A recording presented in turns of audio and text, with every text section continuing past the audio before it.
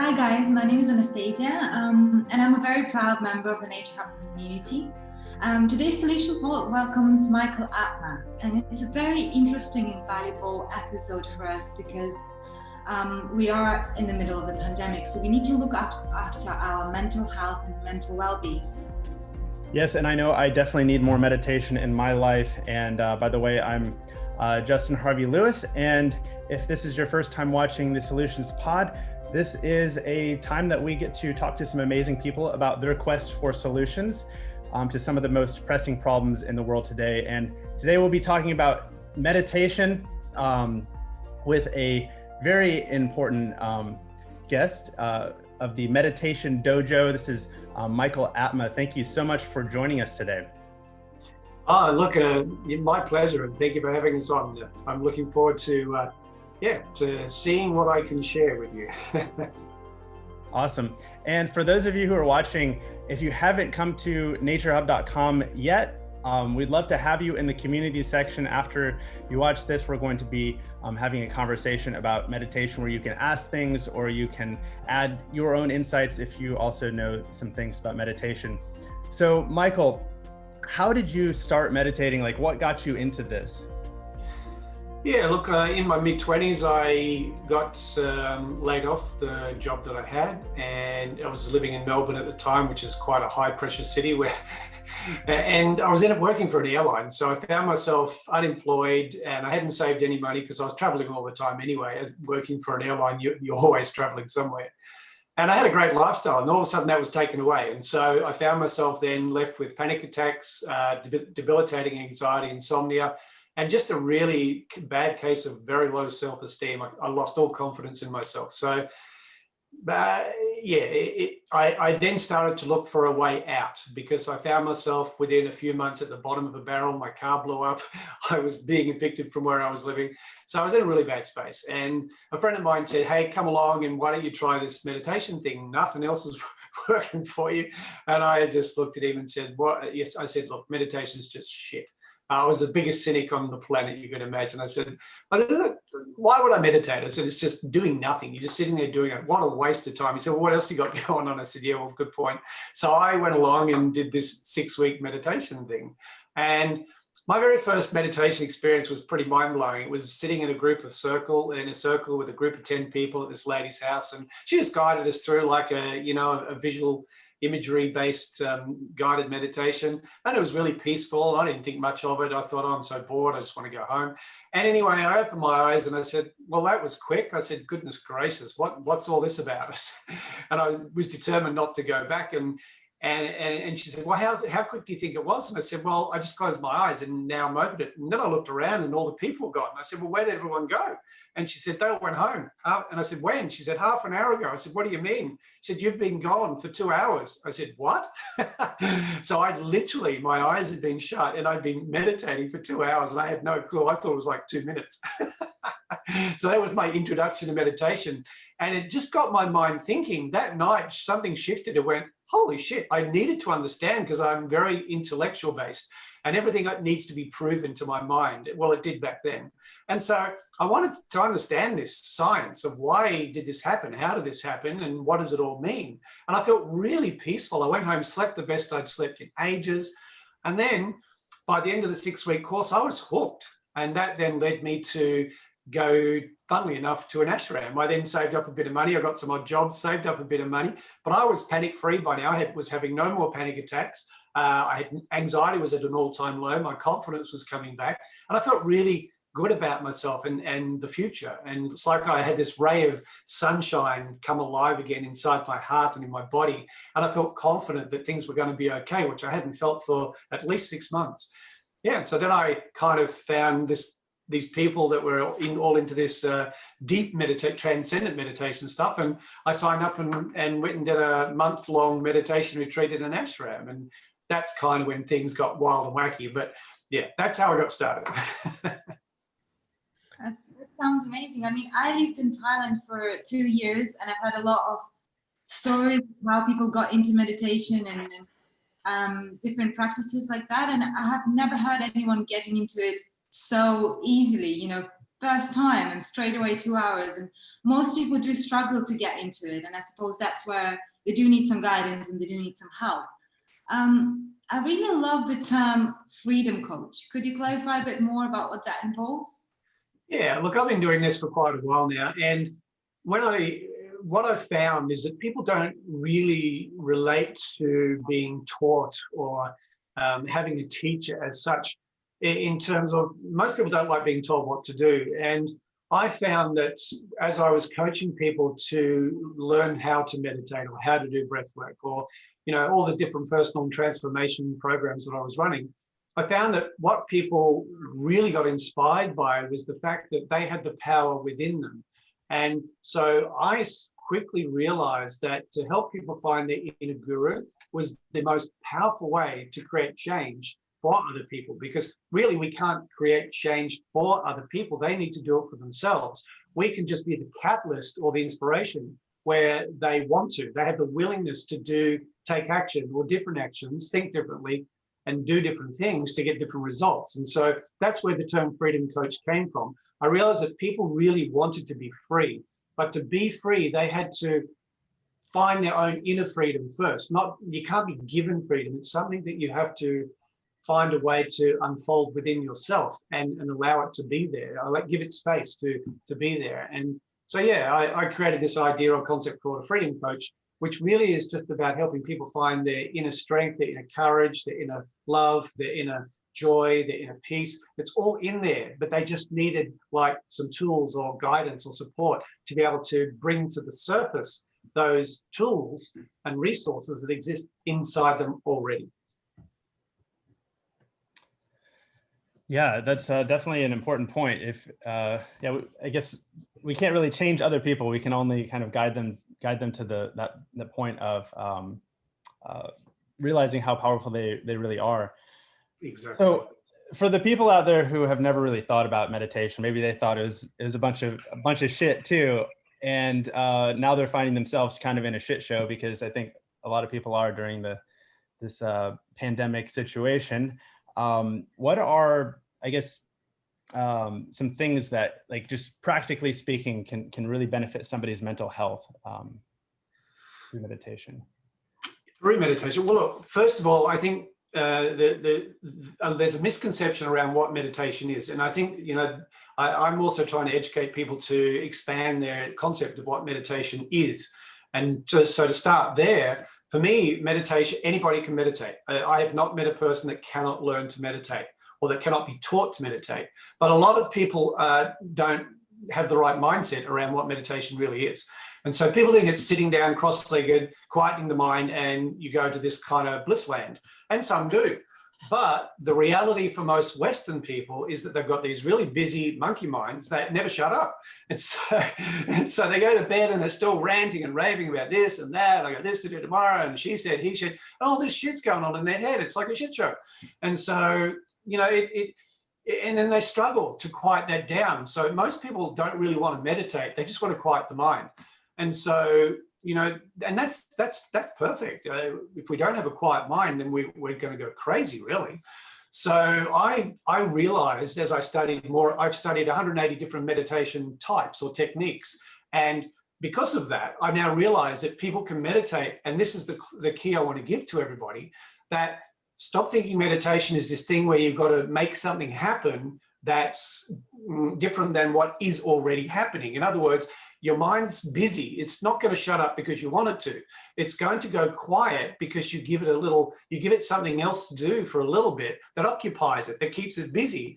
And then that busyness of the mind that's based in real time, or in other words, is based here now in the present moment, be it your body, be it through your breath, be it through dancing, be it through singing, be it through eating, be it through walking. We can use any activity that we do because it's located right here and now in the present moment. When we focus our mind there, that gives the mind an activity that's not in the future, which of course creates anxiety, or not in the past, which creates feelings of depression and guilt and regret and all those things. So by keeping the mind focused where we are and what we're doing, and typically it has to be something that's either really mundane or something that's really just so simple. And the mind, just by giving the mind something simple to do, even if it's to take 3 breaths in, 1, and count the breaths, 1, 2, and then 3, and just keep that focus, even for 3 breaths. We've given the mind a job, and the mind, when it gets a job, becomes quiet, because now it's not struggling. You're not fighting it. It's actually working with you and for you instead of against you. So that must be why when I had a guided meditation to find my spirit animal, I ended up going on this this mission with this dolphin, and it was very interesting. I'm not going to go into it, but yeah. Yeah. I love found out dolphins. some very interesting things about the universe, I feel. Yeah, exactly. Yeah, go, just flow where it goes. That's what you got to do. It does sound like a very personal experience, and I suppose everyone has kind of their own journey, even if it is the same session and everyone's technically having the same experience physically. So you mentioned there's 180 different types of meditation that you've been introduced to. So what are the different types of meditation that Meditation Dojo guides people through? Yeah, well, look, there are 180 meditation techniques. Within that, you can break that down to 2 types of meditation. The 2 types are active meditations, that is, using our body and being active. And then there's passive meditations where we're sitting down, and typically that's a guided meditation, or it's something, the mind is focusing on the breath or some, a body movement or something like that. So passive meditations where we're sitting and really using the mind, focusing the mind. And active meditations is where we're, dancing, singing, running. All these things can be used as meditation techniques to lead you down to lead you to the space where meditation occurs. So just to clarify that, meditation, you see, we all meditate anyway. So when we daydream, we're meditating. That's a form of meditation. We're just slipping out of our beta mind state, our beta brainwaves, which is normal, rational, logical thinking. When we are daydreaming, we're actually meditating, but we're kind of just outside the mind. We're just a little bit outside the mind now. We're not really stuck in it as such. So that's a form of meditation. So daydreaming is a form of meditation. So is anytime you forget what you're doing and you're having fun, that's meditation. So if you're playing a game with somebody, or if you're playing sport, or if you're jogging and you're in the zone, that's meditation, because now you're really present. Another word for meditation is present. Be present is presence.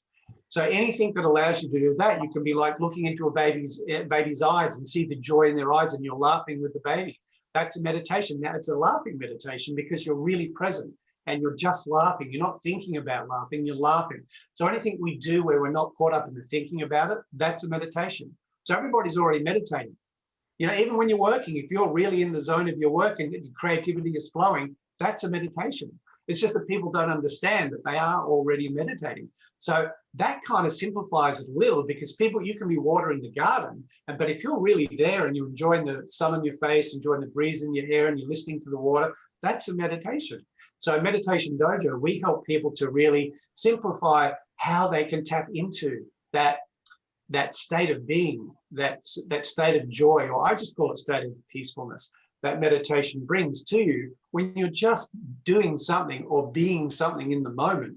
That's enough. And you're not thinking about it. Anytime you start thinking about something, now you're no longer meditating. Does that make sense?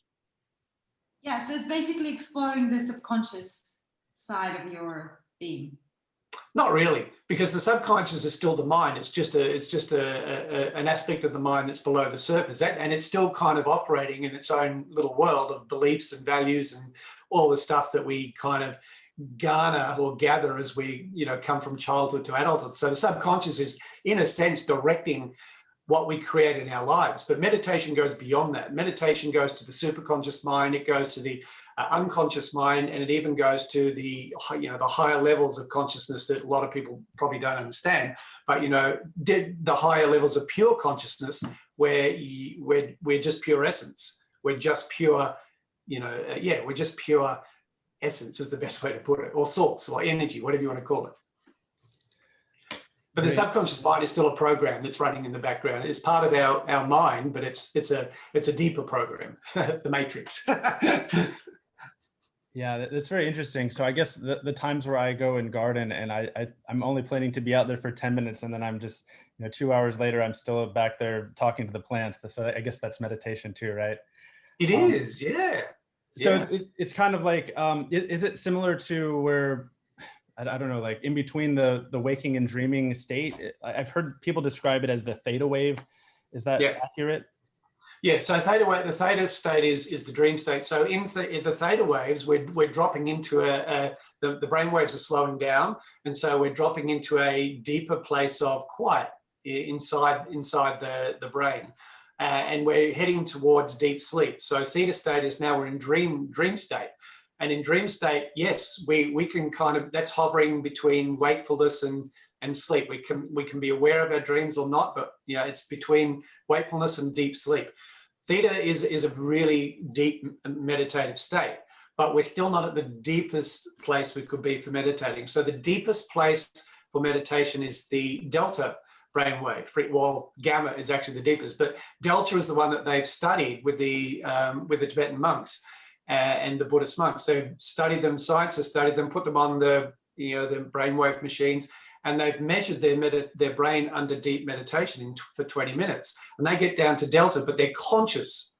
So most people fall asleep at delta and they don't remember where they go or what they do. In fact, you're not even dreaming. You're not even aware that you're here.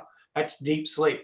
But the monks that have been training in meditation for years and years and years are able to do that consciously. They're wide awake, they're alert, they're very present, but their brain waves have slowed down. So they then start to get all the benefits of deep meditation, all the scientifically shown benefits anyway. That's when they occur, is when we have even just a few minutes of that. 20 minutes of deep meditation is worth an hour's worth of sleep because of the way that it relaxes our nervous system, and it causes a relaxation response in the body. So it overrides the stress response, triggers the relaxation response, and then all of a sudden our nervous system starts to relax, and that sends different hormones into our body, and then that's when we start to rejuvenate and feel rested and recharged.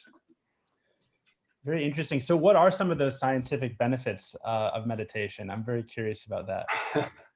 Well, there's the scientific ones, and there's ones that I've learned through practical experience. But look, the basic scientific ones are, we become more compassionate towards other people. That's one of the scientific proven ones. And that's because our heart starts to open. When you meditate, typically you're dropping into your heart. So the idea behind meditation is real simple. If you just drop into your heart, don't bother about meditating, you're already there. If you're a person that just lives from your heart, you're better off than any person trying to meditate because you're in your heart. And the only place that you can go deeper than your heart is your being. And now we're talking, master martial artists who literally sit in their hara, or in their center of being, which is just below the belly. These guys, they're deeper. They're even deeper than the heart. So someone like Mother Teresa, of course, lived from her heart. She was permanently in that space of compassion. Dalai Lama, people that are living this heart space. So that's a natural meditation. If you want a real simple key how to meditate, put your hands on your heart, close your eyes, and just breathe through your hands into your heart. Do that for 5 minutes before you go to sleep or when you get up, and you've set your day with a really loving, compassionate, simple meditation. So that's number one, compassion. Number two, it helps us to focus the mind, because, our mind is constantly, I think the biggest thing now that science is saying, we're more distracted than ever. And it's obvious, isn't it? So much going on in the world. There's so many things we can feel bad about, that we can, be fearful of. There's so much going on, and all technology's made it so easy for us to be aware there's so much going on.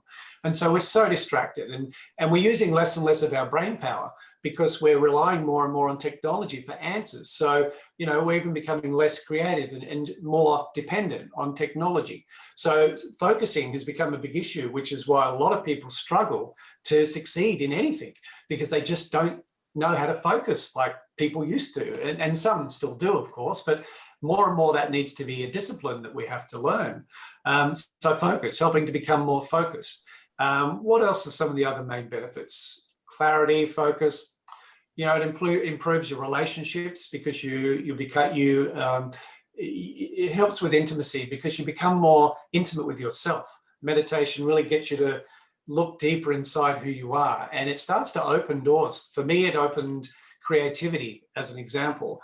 I couldn't write to save my life, even a card to my mum, couldn't do it.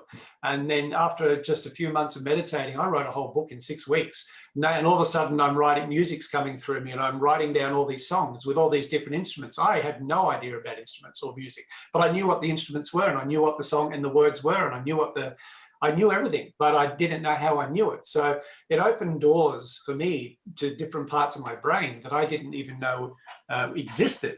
So it helps you to unlock your creative genius. But science has proven that it increases your grey matter. What that means is that it's easier for the brain to store memories.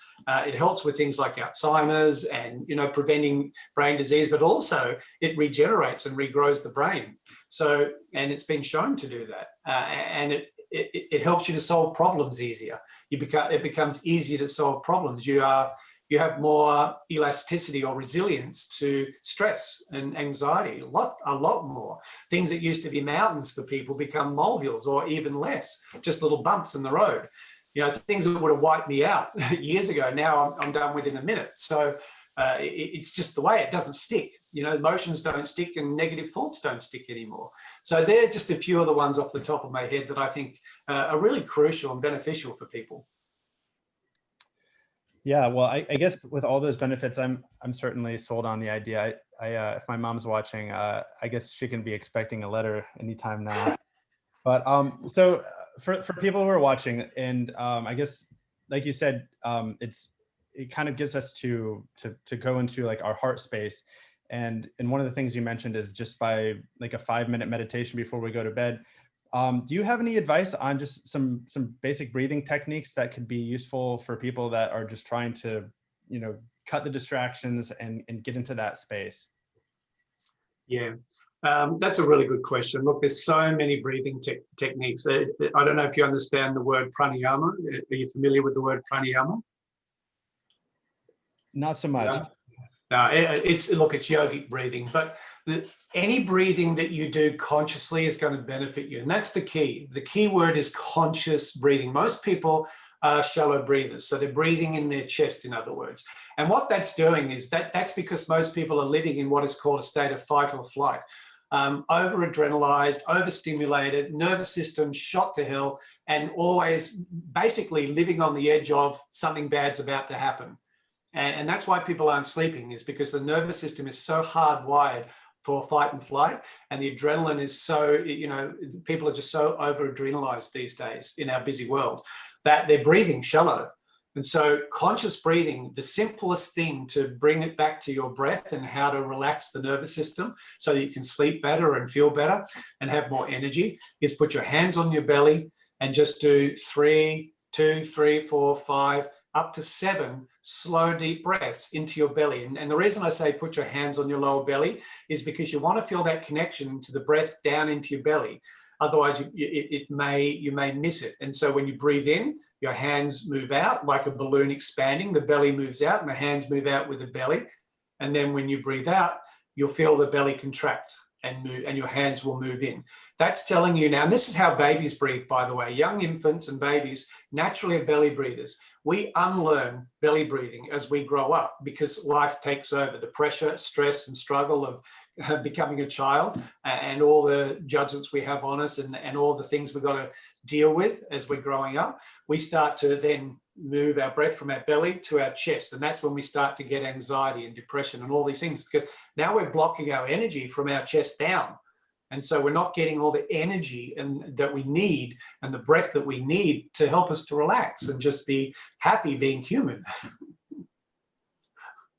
So watch a baby and mimic them, or an infant. They're little belly breathers, and that's why Buddha's got a big belly in all these images. He's just got a lot of breath in his belly. That's all it's saying.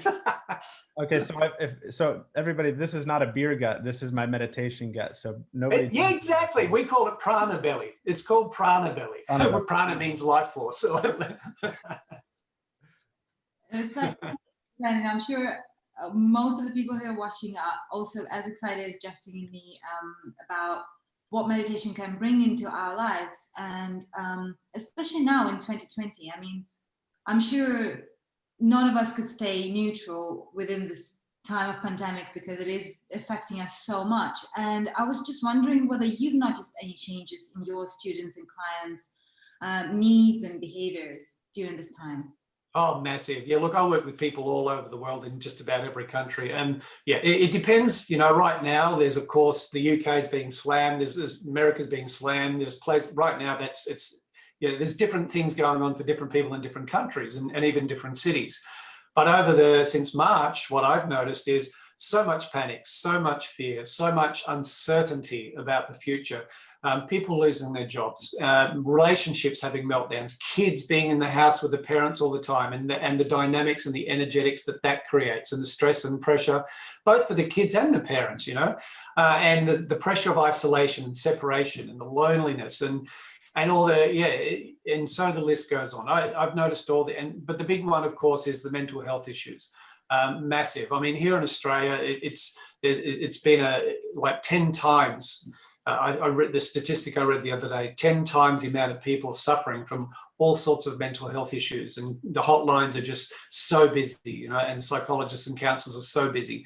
And I've been really busy creating programs to help people, a lot of them being free programs, to really help people to have the tools to be able to not only survive what we're going through and sustain a really balanced energy within themselves and still feel good about themselves, but also to give them some practical ways to not let those negative thoughts and emotions really take control of them. And that's the big one that I've noticed, is the negative thoughts and the negative emotions, and just people's belief about themselves in the future. You know, a lot of people are doubting, what the fuck is, I don't know if I can swear, but what's the future going to be about? You know, what's going to happen in the future? A lot of people don't know. They don't know. So I've been giving people the tools to help with that, to help navigate that really, you know, rough terrain of the mind and the emotions. And they're the two things, they're the big things that people are finding really difficult to deal with, is the mind and the emotions, because everything else that goes on around us, of course, we can manage that. But if we don't manage ourselves, you know, that's where we can kind of lose the plot in so many ways. Yeah, I mean, I'm sure most of our listeners can relate to most of the things you've just described. And obviously the workplace has changed a lot during this time of the pandemic. So many people are working from home. Of course, a lot of people lost their jobs as well. But there are quite a number of people who still go in offices as well, depending on the place. So I love the idea of meditation in the workplace, because obviously negativity, stress, lack of focus, all these things you've described are very present in modern day and age. And it affects the productivity and the just general dynamic in the offices. So you've mentioned on your website that you have, you know, workplace meditations. So how do they work? Like, what's that about? Yeah, look, it's normally I run a 1-month program to get started in any business, any company. And I really just go in, ask them a few questions. And then what I do is I plug them into Meditation Dojo, and everybody gets access to the meditations. And then we just go through a process for 21 days where they make an agreement or a commitment to, as a group and as a team, to take time out to do, say, 10 minutes of meditation a day. And that's what we found works really well. If you're willing to do 10 minutes a day of just mindfulness, and it's guiding mindfulness, it's a retraining of the brain to be able to come back to the present moment, so that you can, you know, let go of all the thoughts about the workload, about, am I going to have my job tomorrow? Just for 10 minutes, you give yourself time out by doing these little simple meditations that guide you into a space of peacefulness, inner peace, and helps your mind to just balance itself out. And then when the mind is balanced, or the brain is balanced, then they get back to their day, and they find, what we found is that they have so much more clarity. It's easy for them to focus. They don't feel as worried about the things that they were worried about before they meditated, and it just makes their day more productive. It blows my mind that 10 minutes of meditation in a workplace can increase productivity and give people help people to relate better to other people in the workplace. And also it lowers people leaving the business too, because they feel better about themselves and they feel better about the people around them. It's amazing. It's got like this symbiotic impact. When you're meditating with a group, everybody starts to connect differently. So yeah, there are a few of the things I've noticed in a workplace, and it's just 10 minutes. Yeah, that is pretty amazing that 10 minutes is enough. I was expecting you to say much longer, like multiple times. I'm also really interested, aside from your meditation dojo course, I'm really interested in the 6-month program you have for conscious leaders called Evolve. Would you mind telling us a little bit more about that one? Oh, that's huge. So that was something about a year and a half, 2 years ago, I decided I wanted to put together because I've been teaching now for about 20 years. And I wanted to put together a really comprehensive program to help people. And it really came about this year, actually, when I noticed that a lot of people are now having to work from home. And there are a lot of leaders out there that are so skilled, they're so good with people, they're so good at so many things, but they're kind of lost in where they're headed in their lives in terms of the work they're going to be doing. And a lot of people have said to me, look, we want to work from home, but we just don't know what to do. And so I'd been planning this anyway, so I just brought it forward. And I started putting that together around about June this year. And I launched the first program, the Evolve program, this coming November, past November. And actually, no, it's been going now for longer than that. July. I launched it in July. Yeah, so I already had it in place. I launched it in July, and I just got the first group of people finished up about just before my retreat, so about 2 weeks ago. And it was mind-blowing. People have already got work out of it. And it's a 4-stage process. So you learn to be a coach, a freedom coach. So I teach people how to be a freedom coach. It's all done online, and we have live sessions. And then the second stage is teach people how to be a meditation instructor as well. So that's one-on-one or in groups.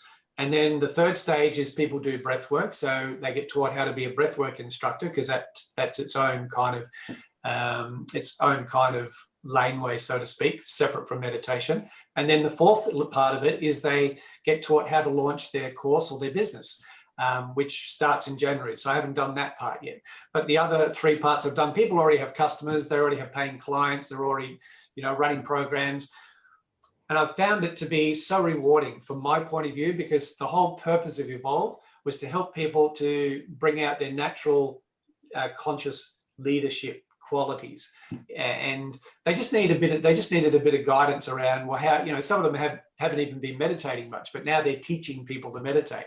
It's so funny, like one lady, she basically only had done meditation once. Now she's teaching people to meditate, because part of the program is you also need to become really good at meditating yourself, or not good.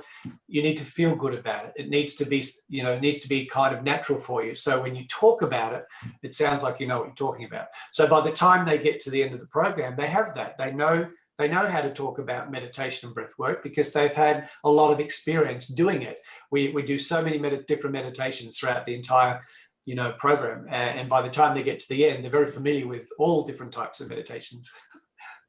So it really is an evolutionary process of helping people to go from, how can I do this online thing? How could I create a business for myself online that's more conscious, but also is in alignment with what I feel I'm here to teach? And so, yeah, that's where that came from. Well, I'm very interested in that. I'm definitely going to go check that out after this. So how can people find out about your whole range of courses and all your other stuff that you do, your social media, your website, and things like that? Yeah, look, just go to michaelatma.com. That's easy. It's my website. Everything's on the website. Or just come and join me in Facebook.